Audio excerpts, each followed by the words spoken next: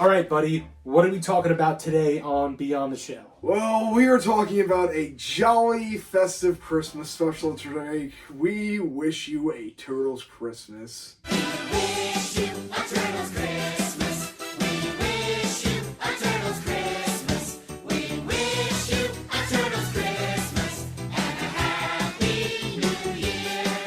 We can't even really call this a movie.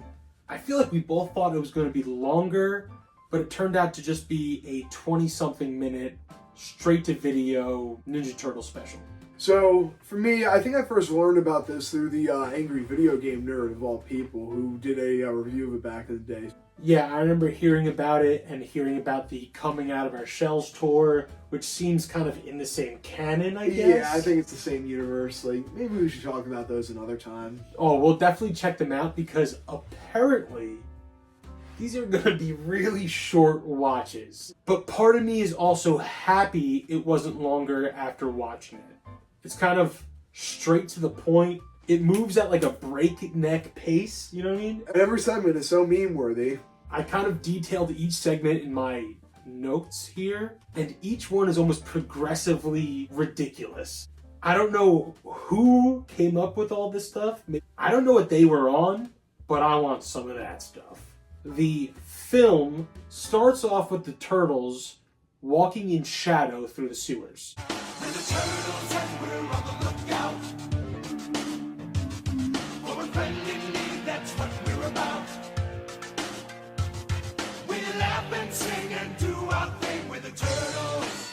And then some quick B-roll of some turtles in the sewers, like pet turtles, just laying there. I wonder who was like, let's have the turtles sing.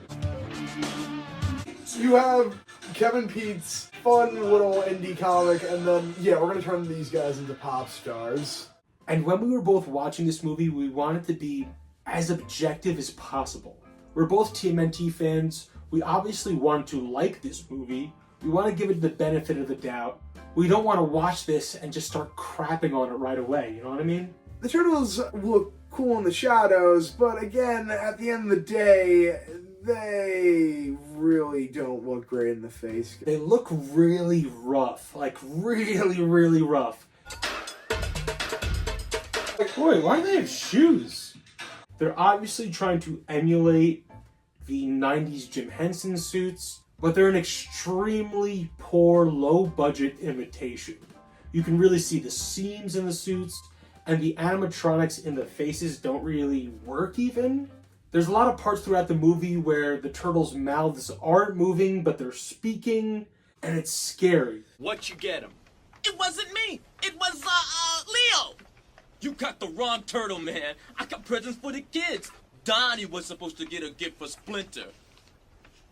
That was last year. They all have like heavy New York accents too. Even Splinter's design is insane. Just utterly cursed. Sons, children, please gather around. My God, Splinter! Is meant to look like the 90s movie Splinter design, but he looks like a puffball hamster. And he looks alright from far away, but then when you zoom in closer and see his eyeballs, the whole thing is just cursed. It looks like roadkill. Yeah, he does not look good at all. So our first big musical number is a Jamaican Christmas song. Will they get here? Fa la la la la la la la.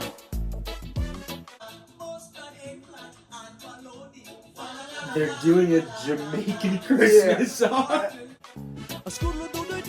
Coodle-doo-boo. Like, skibbity?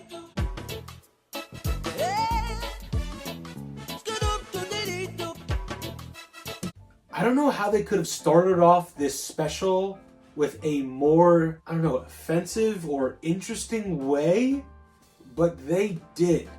I was just taken aback by the just utter tastefulness of this song. Yeah, a Jamaican-themed Christmas song was something that I did not expect, and it was just a crappy song. It was very generic. The only like kind of cool thing, they mentioned Bebop and Rocksteady. La la. No bebop and no rock steady. Fa la la la la la la la la. Let's all sing this part together. It would have been kind of cool to see Bebop and Rocksteady in this. Yeah, it's interesting they mentioned him. So then we get even more footage of them just running around the sewers, but we kind of see their costumes more, and it's extremely jarring. Oh my god. Imagine seeing that in the sewer. Just like Drake said, the costumes are just so jarring. This was released in October of 1994, and I just feel like that's an interesting time for the franchise, just seeing how you could have something so mid like this, and just the last legs of the 87 series. Some cool stuff coming out from the toy lines and kind of like Mirage on its last legs. Yeah, I can kind of see why Turtles was falling off as a franchise compared to other series, kind of like Power Rangers or X-Men or what have you. Yeah, it was almost like a beginning of the end for the Turtles. An early warning sign. For me, I could just imagine Peter Laird having to sit down and watch this and being like, hey, my cool independent comic book, and this is what it's reduced to. But I guess they were both making that bag, you know? Yeah. Like, during this time of the franchise, like, there were a lot of really cool and interesting, like, figures and books coming out, but again, like, in later years, the price would shoot up, but, like, thankfully, like, we are starting to get some, like, pretty neat repros and like reissues of certain like 90s books that were pretty rare. Yeah, it's awesome. Turtle Mania will forever reign supreme. Next in this movie, we get one of my favorite songs, and I think it's one of your favorite songs too, buddy. I don't even think I have to tell you what it is. I already know what you're talking about. From the top, buddy. 1, 2, 3. Gotta get a gift, gotta get a gift, gotta get a gift, gotta get a gift, gotta get a gift for Splinter. Gotta get a gift, gotta get a gift, gotta get a gift, gotta get a gift, gotta get a gift for Splinter. That song is so catchy. I'll be at work and then all of a sudden in my head I'm just gotta get a gift, gotta get a gift, gotta get a gift, gotta get a gift, gotta get a gift for Splinter. It's a banger. I feel like the special was worth it just for that song. But my main complaint about the song is during the dance number, the Turtles kind of just come across a bunch of homeless children, which is very confusing.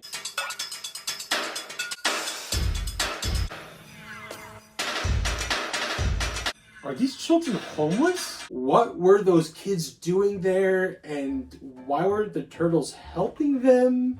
They were literally stereotypical homeless people, but children. And then the Turtles just pulled up and they're like, hey guys, let's sing and dance. P. Diddy Turtles. And not concerning at all on the least of these homeless children, and for very not suspect in the slightest Turtles, seeing if they want to come back with them. Nothing strange with that, Drake? Not at all, I guess. And then shortly after, Mikey sings an opera song. It's Christmas Eve, would believe you've got one more gift to buy. They really made like such interesting choices for this movie. Yeah. This is probably my favorite song of the entire frickin' special, guys. What are you saying, buddy? We just said gotta get a gift for Splinter was. I thought it was a little swear. corny. I thought it was a little much. But coming from a movie where they were singing Jamaican Christmas songs off the bat, how could I really be too surprised? So next in the plot, we get the dreaded rap. Oh, it's gonna be the rapping rap. It's Christmas Eve and all my friends are here. Wrapping up presents, it happens once a year. I do my best when I'm wrapping my gifts. I take a lot of pride when I put the gift inside of the rap. Yeah, come on, say it again. And I feel like I almost called this down the line. I was like, oh geez, they're gonna do a rap. Oh shit, are they gonna rap? Some tape, piece of cake. Oh, And it was awful. Probably one of the worst songs in the entire movie. hey, night, Leo. Yo, Donnie. Good night, man. Good night, Raphael. Nighty night, Mikey. Why did they say it like that? Yeah, that is just sus. So then we get a Splinter-led song.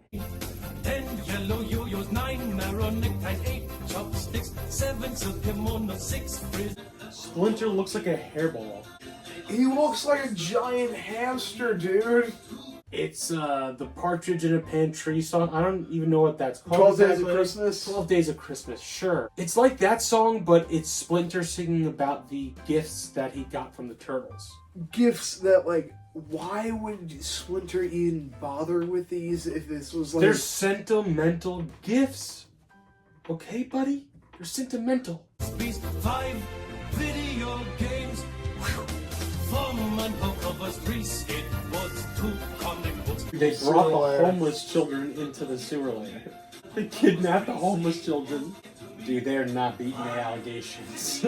So then, to wrap up this special, we get one final song. We Wish You a Turtle Christmas, which is sung in the layer by all the turtles, Splinter, and the homeless children. We wish you a turtle's Christmas and a happy new year. What the hell? The turtles lured these children into the lair, and they're like forcing the children to sing their Christmas song? What is going on here? There's certain kids who are like kind of reaching for each other's hands, and it seems like they're just so scared and like, oh my god, we'll just do what they say before they kill us.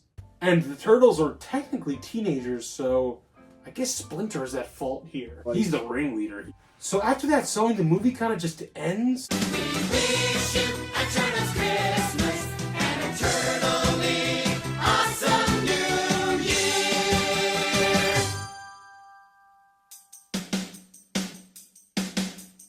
And then we get the ending credits, and then just some extra voiceover of the turtles talking. Hey, whose idea was it to come up with that totally gnarly Jamaican stuff? I like that Rastafarian kind of stuff, you know? Just like weird commentary from the Turtles on regards to their like favorite songs and stuff.